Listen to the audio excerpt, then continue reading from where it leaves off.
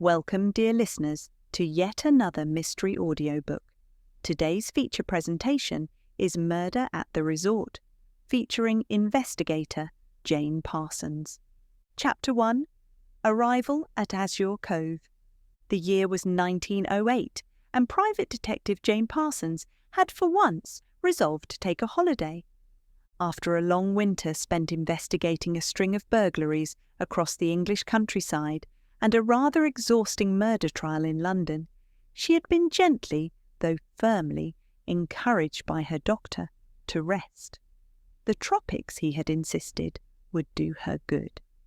Thus, Jane found herself aboard the SS Orinoco, watching as the misty veil of dawn lifted to reveal the jewel-toned coastline of St. Calidora, a lush Caribbean island nestled between Martinique and St. Lucia.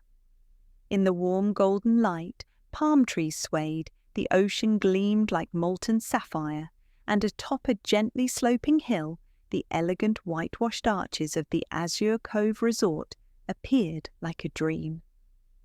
As Jane disembarked onto the dock, the scent of salt, hibiscus, and rum hung thick in the air.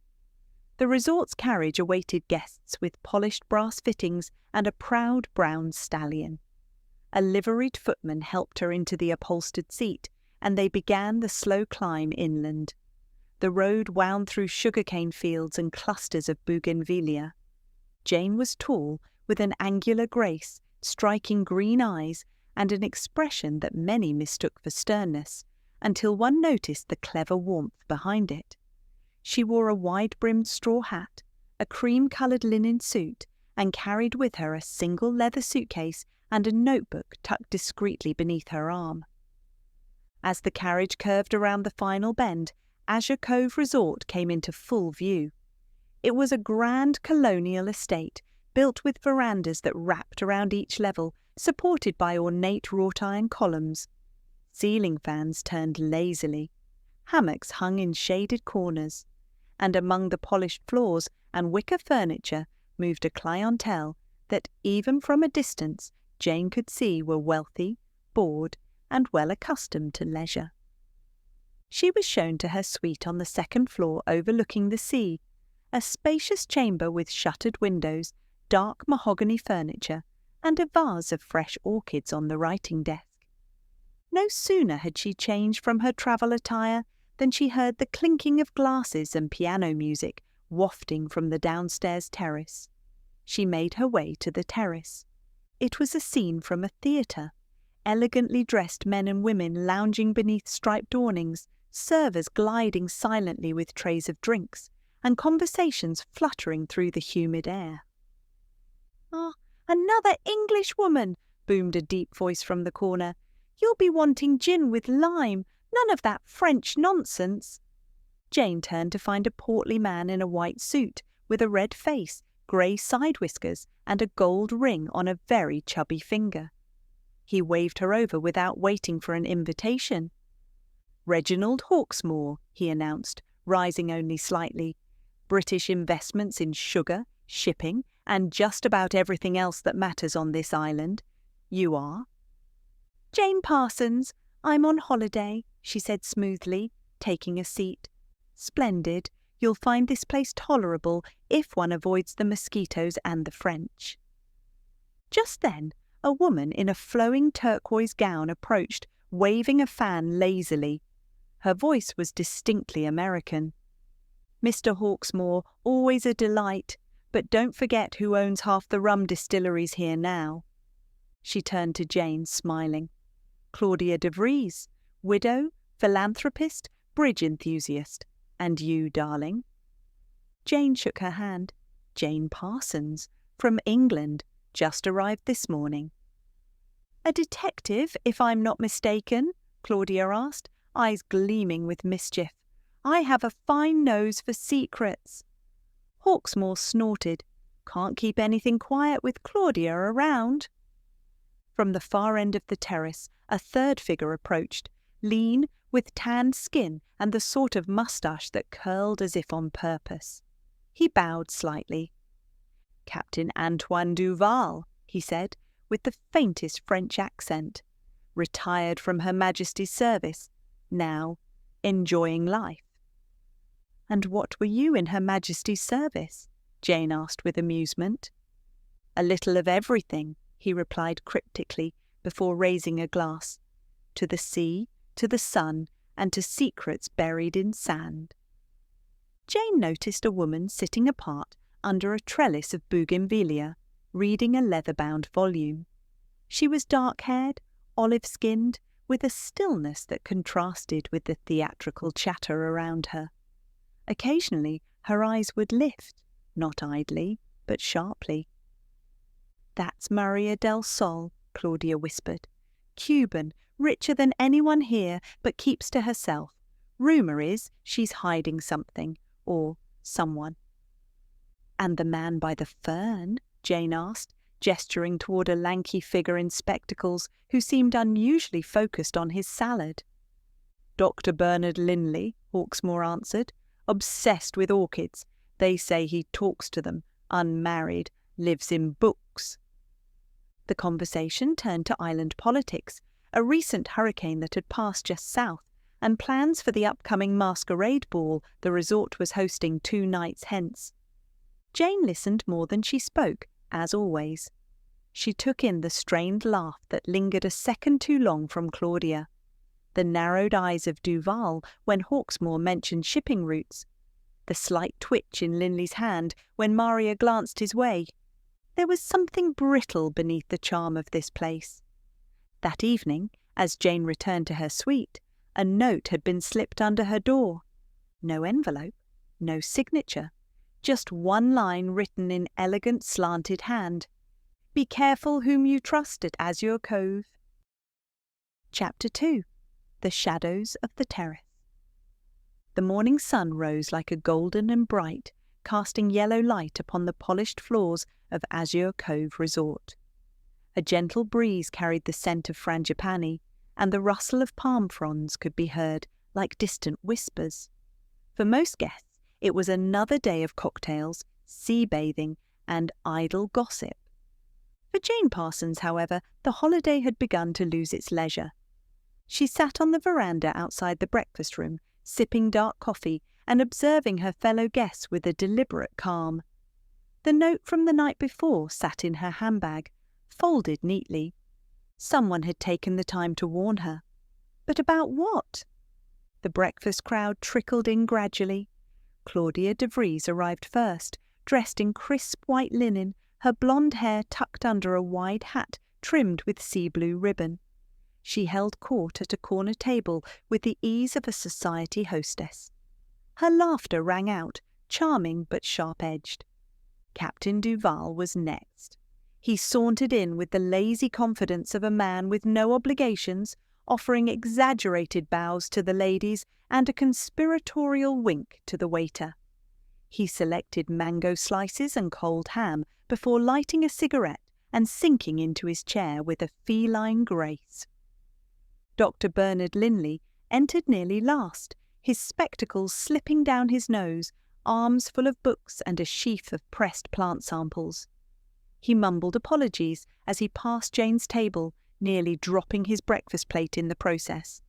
And finally, Maria del Sol, graceful, understated, wearing a deep emerald-green dress that matched the glint in her unreadable eyes. She nodded briefly to Jane, but took a table well apart from the others. Jane considered the guests like pieces on a chessboard. Each had arrived before her.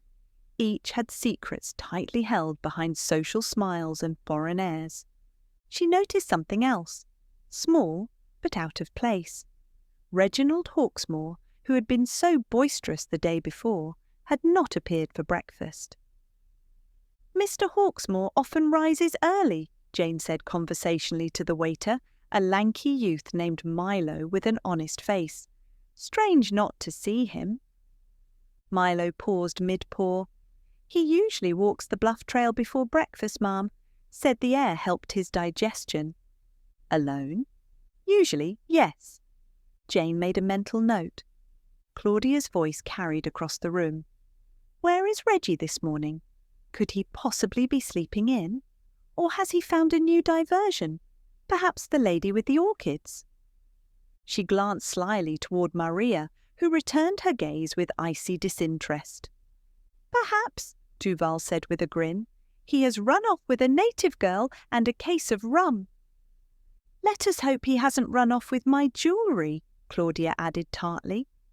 Jane folded her napkin and stood. Perhaps I'll take a walk before the sun gets too strong. The bluff path was a winding track that led from the edge of the gardens through thick tropical vegetation to a rocky promontory overlooking the sea. The views were stunning, crystal blue water stretching endlessly, broken only by white sails and the occasional seabird. Halfway along the path, Jane found the footprints. They were recent, pressed into the moist earth, heavy, large prints heading outward. Another set, smaller and more delicate, headed back. She crouched and examined them. Continuing onward, she reached the viewpoint, and there, on the flat black rocks just below the cliff's edge, lay Reginald Hawksmoor, motionless. His white suit was stained with dark red. His head lay at an odd angle, blood trickling from a wound behind his ear. One hand was twisted beneath him. His gold ring glinted in the sunlight. Jane's breath caught. She scanned the area. A stone, jagged palm-sized, lay several feet away with what looked like blood on one edge. Farther down, the sea crashed against the rocks, a rhythmic, indifferent roar. She glanced upward.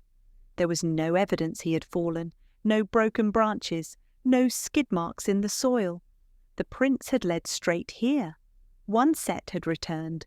That was not the trail of a victim, but a murderer. By the time Jane returned to the resort with Milo and the island constable, Inspector Raúl Esteves, a small crowd had gathered near the entrance. Guests murmured behind gloved hands, fanned themselves and speculated freely. Claudia looked pale but composed. Duval frowned deeply, his casual mask cracking just a little. Dr. Linley stood awkwardly to the side, chewing his lip. Maria del Sol said nothing. Jane watched as Inspector Esteves, a soft-spoken man with a carefully trimmed beard, examined the body. Death by blunt force trauma, he concluded. Most likely fell and struck his head. Jane stepped forward. With respect, Inspector, there are footprints, 2 sets, one heading to the bluff, one back. Mr. Hawksmoor never returned. He turned to her. You are... Jane Parsons. I've worked with Scotland Yard. She paused. And I found the body. He eyed her sharply. Then I will accept your help. Later that afternoon, as Jane sat on the shady terrace reviewing her notes, Claudia approached, fanning herself furiously. It's horrible, simply horrible, she whispered. Reggie dead. My God, who could have done such a thing? I don't suppose you noticed anything unusual yesterday evening? Claudia hesitated. Well, perhaps. Reggie received a telegram. He didn't show it to anyone, but I know it upset him. He drank more than usual, and he asked me, rather nervously, if I thought someone might be following him. Do you know what it said? No, only that it arrived from London. The clerk told me it was marked urgent. Jane tapped her fingers against her notebook. Did anyone argue with him? Claudia tilted her head. Everyone argued with Reggie. He was rich, arrogant and bored. But if you ask me, she leaned closer, there was bad blood between him and Captain Duval, over money and a woman, or so I've heard. And the others? Claudia sniffed. Maria hated him, called him a thief once at dinner in Havana. Linley, I don't know. The man barely speaks, but he was always watching. Jane stood. Thank you, Mrs. de Vries. Oh, one more thing, Claudia said as she turned. Reggie's briefcase. You know, the leather one he always kept locked.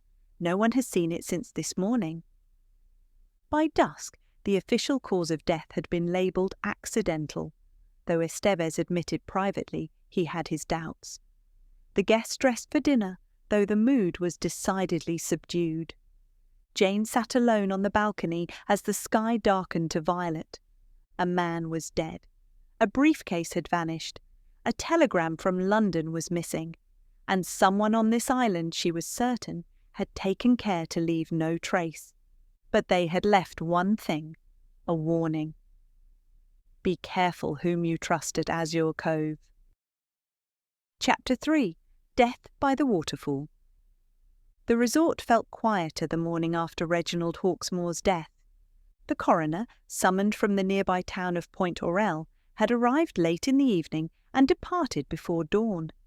The official statement remained: blunt force trauma, cause indeterminate, possibly an accident. At breakfast, the guests assembled with forced smiles and restless eyes. Claudia de Vries was resplendent in a black silk gown, entirely too formal for the tropics. One must dress appropriately for tragedy, she announced, draping herself in a rattan chair with the flair of a stage actress. Captain Duval wore a white linen suit and smoked languidly, but there was an edge to his gaze. His hands were never still. He toyed with his cigarette case, flicked dust from his sleeve, stirred sugar into his coffee with unnecessary precision. Dr. Bernard Linley sat hunched at a distant table with a notebook, scribbling intensely between bites of papaya. Maria del Sol, as usual, sat alone, poised and serene, a small jewelled crucifix around her neck, catching the morning light. She wore a deep blue shawl over her shoulders despite the heat, and when Claudia raised a toast to dear Reggie's enduring legacy, Maria's glass remained untouched. Jane watched them all, noting expressions, absences, and the odd avoidance of eye contact when the name Hawksmoor was uttered. After breakfast, Jane found herself approached by an unlikely companion, Dr. Linley. He fidgeted with the strap of his leather satchel, his spectacles fogged from the humidity. "Miss Parsons," he said, clearing his throat, "I was wondering if you might accompany me this morning." Jane raised an eyebrow. "Accompany you?" "Yes, I'm heading inland to the falls. There's a rare orchid, Paphiopedilum calidorensis, in bloom this time of year. Only blooms for 48 hours. I thought perhaps the walk would interest you." There was something strained in his expression. Nervousness? Guilt? Or just the awkwardness of a man unused to companionship? Jane considered. "Very well, I could use some air." The path to the falls was steeper than the bluff trail, winding into the dense, fragrant forest. Vines hung low, and shafts of sunlight pierced the canopy in golden streaks. The air was thick with birdsong, the occasional cry of monkeys, and the distant rush of water. Linley spoke as he walked, mostly about plants. "It's extraordinary how many species remain undocumented here. This island's botany is virtually untouched by formal classification." "You've been to the falls before?" Jane asked. "Twice. On my last visit I sketched the terrain. Hawksmoor asked about it, said he'd go sometime. I don't believe he ever did." The trail forked, and Linley led her to a shaded grove.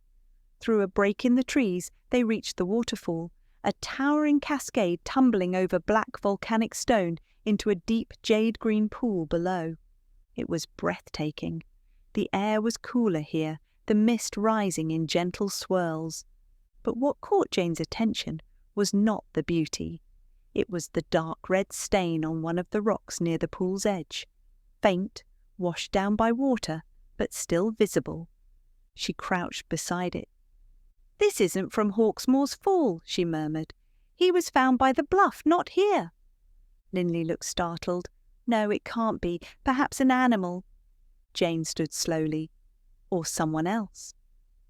Behind the waterfall was a narrow ledge, barely visible unless one knew where to look. She noticed recent scrapes along the mossy stone. Someone had passed here. She followed the ledge, careful with her footing, and found a small clearing beyond, sheltered and dry. There, half buried beneath leaves, was a woman's handkerchief, monogrammed with a delicate C. Jane held it up. Damp. torn slightly at one corner. As she examined it, she also noticed broken twigs and a faint heel print in the soil. Someone had been here and fled in haste. She turned to Linley, who stood stiffly by the edge. "Have you told anyone else about this trail?" He shook his head. "No, I did not." Jane doubted that, but she said nothing. Later that afternoon, Jane returned to the resort. Claudia was reclining near the garden fountain, leafing through a magazine, her fan tapping rhythmically against her wrist. "I found something curious today," Jane began. Claudia looked up, all charm. "You always do, my dear." "In the forest, by the falls." At the mention of the falls, Claudia's eyes flickered. "I've never been that far inland. I leave the adventuring to the men and the mad." "I found a handkerchief," Jane continued, producing it. "Yours, I believe." Claudia stared at it. "How? That must have been lost days ago. My maid often walks the laundry to the river." "It was in a place no one could stumble into accidentally." For a moment, only the sound of the fountain bubbled between them. Claudia narrowed her eyes. "What exactly are you suggesting?" "I'm not suggesting anything," Jane said coolly. "Yet." She turned and walked away, leaving Claudia gripping the edge of her magazine with trembling fingers. That night, just past midnight, Jane stood on the veranda outside her room. The moon was high and brilliant, casting silver across the garden paths. Somewhere below, footsteps crunched across gravel. A door creaked. Jane leaned over the railing and saw a figure dressed in white and carrying a bundle slipping out from the side entrance of the resort, heading swiftly toward the rear of the property. She followed, through palm-lined pathways, past the servants' quarters, down to the shed where maintenance tools were kept. She waited until the figure emerged again, this time without the white bundle they had been carrying. When the person turned back toward the main building, Jane saw the face clearly in the moonlight. Captain Antoine Duval. After sunrise, while most guests were still asleep, Jane walked briskly to the tool shed. The lock was rudimentary. With a hairpin and a little coaxing, it gave way. Inside, among gardening tools and crates of lamp oil, she found a bundle wrapped in a linen sheet. Unwrapping it, she discovered a blood-stained white glove, a telegram torn into pieces, and a small brass key engraved with the initials R.H. Jane exhaled slowly. The key, no doubt, to Hawksmoor's missing briefcase, and someone had tried to hide it. Chapter 4. The Alibis Fray. The sun burned fiercely the next morning, but the atmosphere at Azure Cove was anything but warm. Word had spread, quietly and only among the most observant, that something was amiss. Not merely an accident, not simply the unfortunate demise of a wealthy guest. No, something darker. And the whispers reached every corner of the terrace by breakfast. Jane sat alone beneath a large umbrella, eyes shielded by the brim of her straw hat, watching. Captain Duval arrived late, looking remarkably refreshed given the night's activities. He nodded curtly at Jane, then seated himself a few tables away, ordering coffee and a plate of salted fish. The white suit he wore was spotless, pressed, too spotless. Claudia de Vries swept in with theatrical flair, clutching a parasol and wearing a pink silk morning dress that seemed chosen specifically to draw eyes. She offered a carefully measured smile as she passed Jane, though her eyes lingered just a second too long. Maria del Sol was already seated, sipping tea and reading the Diario de la Habana. She exuded serenity, but Jane had seen her watching the others from behind those calm lashes. Dr. Bernard Linley, as usual, hovered in the background, his collar uneven, eyes darting. Everyone was present, except one thing: the briefcase was still missing. By mid-morning, Jane had requested a meeting with Inspector Raúl Esteves in the resort's library, a cool and rarely used room filled with dusty travelogues, political volumes, and botanical reference books. "The cause of death," he said, "has been left as accidental, for now, but I'm not convinced, and I suspect neither are you, Miss Parsons." "No," Jane replied. "There was a second scene near the waterfall. Blood, broken branches, and this." She laid the monogrammed handkerchief on the table. "Claudia de Vries?" Estevez asked, raising an eyebrow. "She claims it was lost. I'm not so sure. And there's more. Last night I followed Captain Duval to the maintenance shed. He concealed this." She produced the linen bundle, the glove, the shredded telegram, and the brass key with RH engraved. Estevez examined the items with gloved hands. "He's clever to hide it there, but not clever enough. What now?" "We must test their alibis," Jane said. "Piece by piece, one of them is lying, possibly more than one." Jane found Claudia reclining in the reading lounge, fanning herself while a young maid brought her iced lemonade. "Mrs. de Vries," Jane said gently, "would you permit me a moment?" Claudia sat up, a flicker of defensiveness crossing her features. "Of course, Miss Parsons. I rather expected you'd come sniffing around." "Tell me about the morning Hawksmoor died." She sighed. "I had a dreadful migraine. I took to my room after breakfast and didn't leave until nearly noon. My maid can attest." "Can she?" Jane asked mildly. "Because no one saw her after 10. Claudia's fan slowed. "Well, perhaps she stepped out. I was sleeping. I wouldn't know." "And this handkerchief?" Jane produced it once more. Claudia stiffened. "I told you, it must have been misplaced. What exactly are you implying?" "That's what I'm trying to determine." There was a beat of silence before Claudia added, "Look, Reggie and I had history, years ago. He proposed once. I refused. He was arrogant, entitled, a man who thought every woman wanted him. But I certainly didn't kill him." "Do you know what was in his briefcase?" Claudia's eyes flashed. "No, but he guarded it like a dog with a bone. Perhaps one of his shady investments, or worse, something scandalous about someone here." That thought hung in the air. Jane waited until dusk to approach Duval, who was sipping rum on the edge of the veranda, watching the horizon where the sea met sky in a smoky blur. "Captain," Jane said, seating herself opposite him, "you seem to enjoy late-night walks." He turned slowly, a hint of amusement in his voice. "As do you, Miss Parsons, though I suspect our purposes differ." "I found what you hid in the shed, the key, the glove, the torn telegram." He didn't flinch. He merely sighed and set his glass down. "I did not kill Hawksmoor," he said simply, "but I'll admit I went looking through his things after he died. I was hoping to find a document he carried, one that concerned me." "What kind of document?" Duval looked into her eyes. "One I would rather not see published in a London paper." Jane said nothing. He continued. "Years ago I was stationed in Africa. There was a scandal, smuggling, opium, a man killed. Hawksmoor was involved, but he had connections. I did not. He escaped punishment.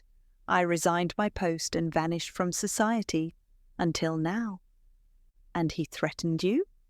"Not directly, but he let me know he hadn't forgotten, that he had records, letters." "The torn telegram?" Duval shook his head. "It was addressed to him, from someone named F. Meriton in London. It said only, 'They know, get rid of it, before it's too late.'" Jane raised her brows. "Get rid of what?" He spread his hands. "That, Miss Parsons, is the £1,000,000 question." Jane found Maria del Sol walking along the orchid path at twilight. She wore a dusky rose gown, her hair braided with white gardenias. "I imagine you've come to ask me what I know," Maria said calmly. "You're very perceptive." "Reggie Hawksmoor was a thief," Maria said, stopping beside a hibiscus bush. "Not in the literal sense. He never dirtied his hands. but he orchestrated the ruin of others. My family's sugar plantation in Camagüey, he arranged the false loan. My father died bankrupt. My brother drank himself to death. "I'm sorry," Jane said softly. "I came here not to kill him, but to watch, to look him in the eye and see if he remembered." "Did he?" "Oh, yes," Maria said, her voice cold. "He smiled at me like a man who thought himself invincible." "Did he threaten you?" "No, but he did try to charm me, like I was just another conquest." Jane hesitated. "Do you know what was in his briefcase?" Maria glanced up. "I only know that 2 days ago Hawksmoor and Claudia had a row. She threatened him. He laughed in her face." "About what?" "I didn't hear, but she said something about secrets and sisters." Jane met Estevez again late that evening. Together they tried the brass key on the lockbox found buried behind a cabinet in Hawksmoor's suite. It clicked. Inside were several items, a thick file of documents, some labelled Duval, Opium Inquiry, 1901, 2 telegrams marked F. Meriton, and a sealed envelope labelled To be opened in the event of my death. Jane opened it. Inside was a letter. It read, "To whom it may concern, if I am found dead, look to those around me. They all have reason. I have dirt on every guest here. I know their sins. I have no shame in using that knowledge. They would kill me if they had the courage, but I've never feared cowards." It was signed Reginald Hawksmoor. Jane folded the letter carefully. Now she knew every single guest had a motive, but which of them had found the courage? Chapter 5. Whispers in the Garden. Nightfall at Azure Cove had always been a gentle affair, lanterns flickering like fireflies along the veranda, the low strains of piano music drifting through the drawing room, and the scent of hibiscus and pipe tobacco lingering on the air. But tonight there was a chill beneath the tropical warmth. Reginald Hawksmoor's death had shaken the resort's fragile equilibrium, and while the guests still dined and smiled, Jane noticed the nervous tapping of fingers on wine glasses, the glances that darted too quickly away, the laughter that stopped to beat too soon. Just after 8 o'clock, Jane was summoned to the rear gardens by Inspector Estevez. The message had been delivered discreetly by Milo, the young waiter, who looked as if he'd rather be anywhere else. She followed the path behind the main building, where the formal rose beds gave way to an overgrown copse of banana and almond trees. There, in the dim glow of a storm lantern, stood Estevez, flanked by 2 staff members, and lying on a low bench was the resort's elderly gardener, old Thomas, blood trickling from a wound above his temple. "He's conscious, but only just," Estevez whispered. Thomas was a wiry man in his 60s, leathery-skinned from years in the sun, with sharp eyes that still managed to glint despite the pain. Jane knelt beside him. "What happened, Thomas?" she asked gently. The man coughed, wincing. "I was pruning near the path. Saw someone moving, near the young Signora's window." "Which one?" Jane asked, though she already had a suspicion. "The Cuban lady," Thomas murmured. "Maria, a figure, dark clothes. I tried to follow. Someone hit me from behind. I didn't see their face." Jane exchanged a glance with Estevez. "So the killer is watching," she murmured. "Or perhaps tying up loose ends." Jane wasted no time. She found Maria del Sol sitting on the private balcony of her suite, cloaked in shadows, a single candle burning beside her. She did not seem surprised by Jane's sudden appearance. "You heard what happened?" Jane asked without preamble. "I heard someone was hurt," Maria replied softly. "I'm not deaf, and I saw your lantern passing below." "The gardener claims he saw someone outside your window, a figure in dark clothes." Maria leaned back in her chair. "Then he saw wrong. I've been sitting here for the past hour. Before that, I was with the pianist in the lounge. We played a Chopin nocturne. You can ask him." "I will." Maria reached for a glass of port. "Why me, Miss Parsons?" Because I had reason to hate Hawksmoor. So did the rest of them. Claudia with her ruined sister, Duval with his lost commission, Linley with his shredded academic career. Jane didn't respond. Instead, she asked, "What happened to your family's estate in Cuba?" "Really?" Maria's gaze turned stony. "Reggie convinced my father to sign a loan document with a forged clause. When the bank foreclosed, Hawksmoor purchased the deed for half its value.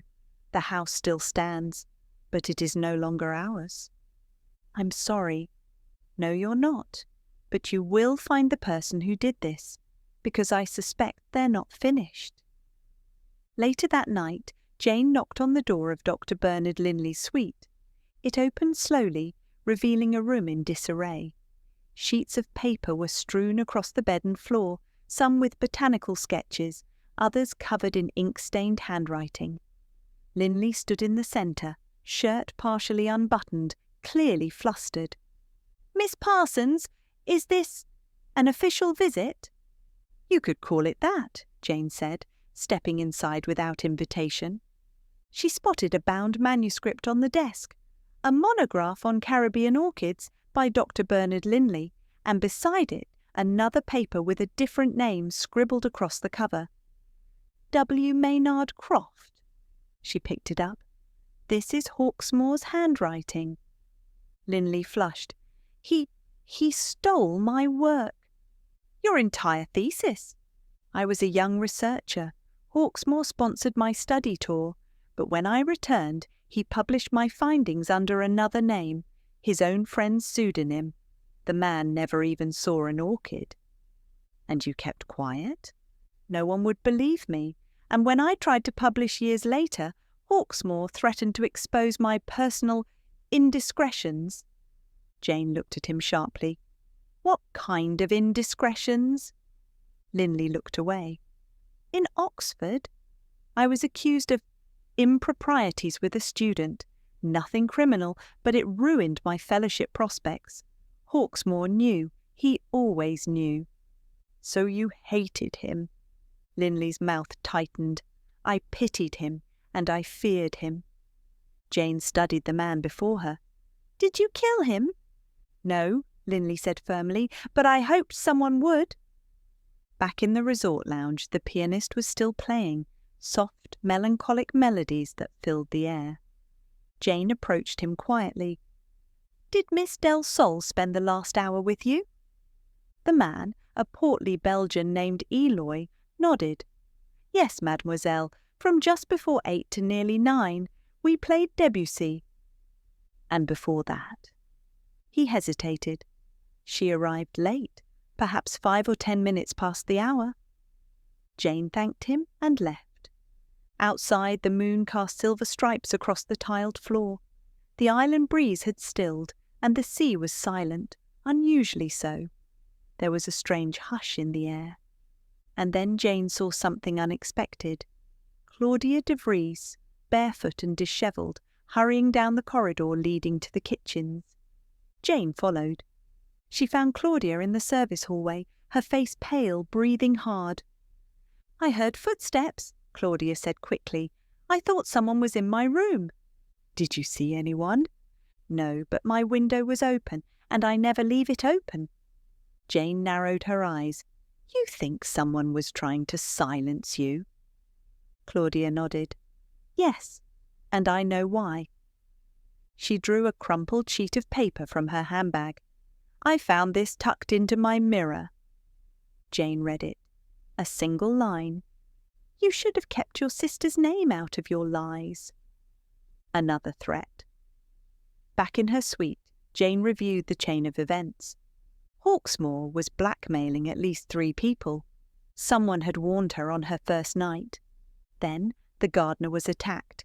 Now Claudia was being threatened. Someone was trying to keep secrets buried, someone who had no fear of striking again. As Jane closed her notebook for the night, a slip of paper fell from between the pages. She hadn't put it there. It was written in the same neat hand as the first warning. You are asking too many questions, Miss Parsons. Enjoy your holiday while you still can. Chapter 6. Shadows Beneath the Sun. The following day dawned radiant and calm, the Caribbean sun casting shimmering waves across the sea. But the illusion of paradise was crumbling. Someone had killed Reginald Hawksmoor. Someone had struck old Thomas. Someone had left threats. And now someone was clearly watching Jane Parsons. The resort's masquerade ball was set for that evening, and despite the recent events, or perhaps because of them, the management had decided to proceed.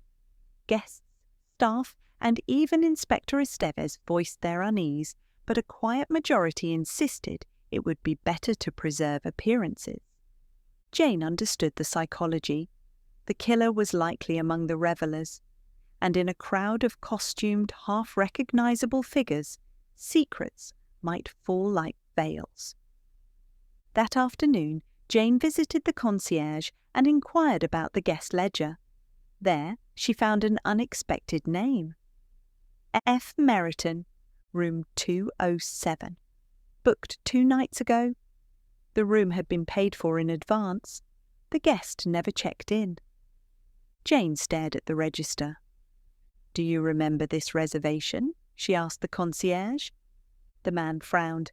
"Yes, ma'am. English gentleman. Sent a telegram ahead. Said he might be delayed. Never arrived." "Did the telegram mention Hawksmoor?" "I believe it was addressed to him." Later, Jane met Inspector Estevez in the shaded orchid garden. "He's tightening the noose," she said. "First Hawksmoor, then Thomas, then Claudia. Now I've been warned." Estevez nodded grimly. "You have a plan?" "Yes, tonight, at the ball." Jane laid it out. She would stage a bluff, claim to have found the murder weapon. She would make this announcement in the ballroom loudly enough for all to hear. And then she would watch. Not the faces that showed shock, but those that didn't. The killer would betray themselves. That evening, Azure Cove was transformed. The courtyard glowed with paper lanterns, tables were draped in ivory linens, musicians played waltzes and ragtime under the starlit canopy, guests wore feathered masks, jewelled dominoes, and flowing gowns. There was laughter, but it was thin and brittle. Jane wore a deep emerald gown with a black velvet mask. She moved through the crowd like a shadow, noting every interaction. Captain Duval stood near the punch bowl, speaking quietly to Maria del Sol, though their body language was distant and guarded. Dr. Linley lingered by the veranda, watching the guests with a scholar's eye, as if he were cataloguing species. Claudia, clad in gold and white, seemed to sparkle like a chandelier, but Jane noticed her grip on her glass was white-knuckled. Jane stepped forward to the orchestra dais, tapped her glass with a fork, and spoke just loudly enough to draw attention. "Ladies and gentlemen," she said with cool confidence, "this has been a trying few days, but I have something to share. This afternoon I discovered the object used to kill Reginald Hawksmoor. It has fingerprints, and I've handed it over to Inspector Estevez. We expect an arrest shortly." A hush fell over the courtyard. There was no applause, only silence, and then movement. Jane saw it. From the far side of the courtyard, Captain Duval shifted toward the exit, brushing past a waiter, too casually, too deliberately. "And Dr. Linley," his head snapped toward Claudia. Claudia looked not alarmed, but furious. Maria del Sol raised her chin and looked directly at Jane, neither shocked nor smug, but resigned. Jane smiled politely and left the platform. 10 minutes later, Jane stepped into the orchid garden, ostensibly to collect her thoughts. She expected someone to follow her. She wasn't wrong. Soft footsteps behind her. She turned quickly. Dr. Linley. His mask was off, his face slick with sweat.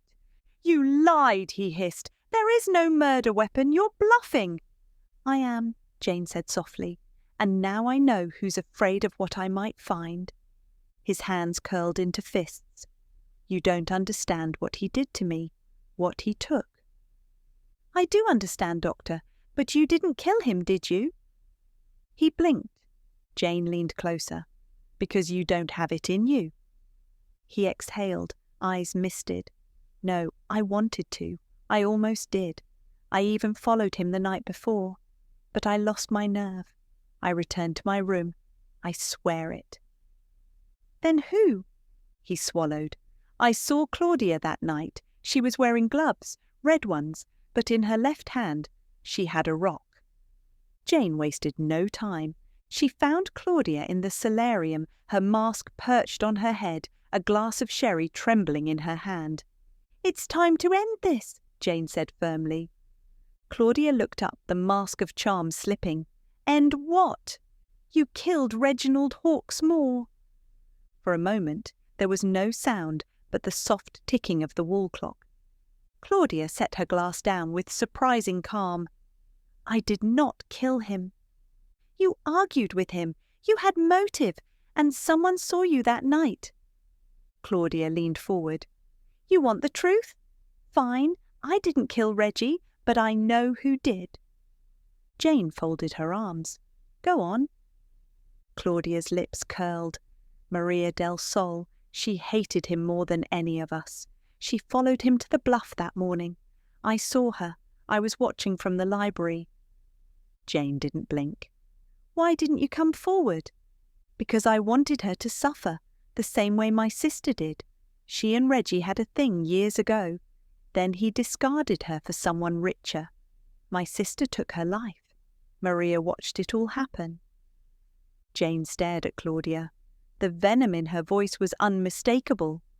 Claudia smiled, triumphant. "So yes, I watched. I let her take the fall." Back in her suite, Jane paced. Linley was weak. Claudia was vengeful. Maria was mysterious. But someone had acted, and that someone had also tried to silence Thomas, and Jane herself. She opened the envelope Hawksmoor had left, his list of secrets, and read it again. One detail caught her attention now. A letter addressed to F. Meriton, containing a line, "Duval knows, but Maria paid me to stay quiet." Jane stared. Paid. Not threatened, not warned. Paid. That wasn't desperation, that was strategy. She stepped out of her suite. It was time to face Maria del Sol. Chapter 7. The Murderer Unmasked. The night was still. Clouds veiled the moon in drifting silks of shadow, and a low wind passed through the resort's coconut palms. The masquerade was over. The lanterns burned low. Guests had either retreated to their rooms or fallen into drunken slumber. But Jane had not gone to sleep. Instead, she stood outside Suite 106, the private quarters of Maria del Sol. She knocked once, then again, more firmly. Moments later, the door opened. Maria stood in her robe, composed, a candle flickering behind her. "I was expecting you," she said calmly. "May I come in?" Jane asked. Maria stepped aside without a word. Inside, the suite was elegant, almost austere. Tall windows with gauze curtains, polished mahogany furnishings, and a neat desk upon which sat a half-written letter in Spanish. A suitcase, half-packed, lay open on the bed. "You're leaving," Jane noted. "I was considering it," Maria said, "but I assumed you'd come before I could." Jane turned to face her, voice measured. "You paid Reginald Hawksmoor to keep quiet, not because he threatened you with scandal, because you needed him to delay someone named Meriton, a London solicitor. You wanted him silenced." Maria said nothing. Jane continued, "He held a deed. Not to your father's plantation, that was lost long ago, but to something newer. You've bought up portions of St. Calidora in secret, haven't you? Through aliases, through lawyers, a sugar empire under your name, and Hawksmoor had evidence of that." Maria's face was unreadable. "I don't care about your empire," Jane said. "I care about the murder. You paid Hawksmoor, but he didn't stay silent. He made copies, he kept records, and he tried to use that against you again." Maria's voice, when it came, was soft. "He said he would ruin me, that I'd be dragged through newspapers from Havana to London, that I'd be called a thief, a temptress, a traitor to my name. He laughed when I begged, and when I threatened, he said women like me were meant to be bought or broken." Jane stepped closer. "So you followed him to the bluff that morning?" Maria turned toward the window. Her voice dropped. "I didn't mean to kill him. I only wanted to confront him, to frighten him. But when he grabbed my wrist, when he called me a little island snake, I picked up the stone without thinking." Her eyes shimmered with tears, though they did not fall. "I struck him once, he fell, and then it was done." Jane walked to the desk and picked up a small brass key identical to the one found in the shed. "You didn't know he kept a second briefcase," Jane said. "The real papers were never in the one you searched." Maria nodded slowly. "I should have known he wouldn't leave himself unprotected." "You attacked Thomas to prevent him from seeing you that night." "Yes." Jane's voice was gentle but firm. "And me?" Maria finally turned to her. "No, that wasn't me. I thought it was Duval. He followed you once. He thought you were working for the British government." Jane blinked. "Was I?" Maria gave a faint, sad smile. "Weren't you?" They stood in silence for a moment, two women bound not by enmity, but by understanding. Then Maria whispered, "I am ready." Maria was arrested quietly, without spectacle. Estevez allowed her the dignity of packing her belongings. By morning, she was on a steamer to the magistrate in Point Orel. The resort returned to its artificial calm.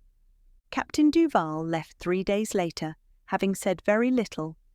Claudia de Vries stayed another week, spending most of her days sunbathing in silence.